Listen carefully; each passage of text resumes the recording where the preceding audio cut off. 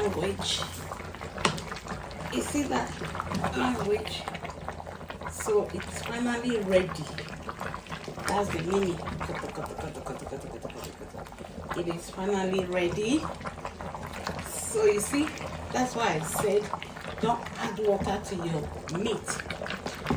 Beef, chicken, goat meat, turkey, don't add any water because you already washed it.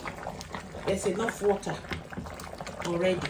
So all you got to do, add your seasoning, whatever you prefer to cook it with, and then your chicken meat is going to be ready.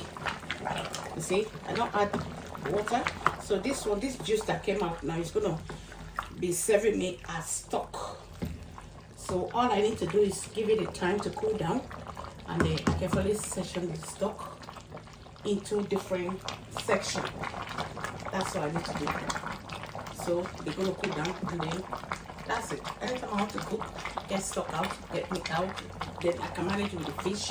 Anytime I have chance space, and then I can smoke the fish. In my next video, I'm going to be doing a tutorial how I smoke my fish by myself with the air fryer or in the oven.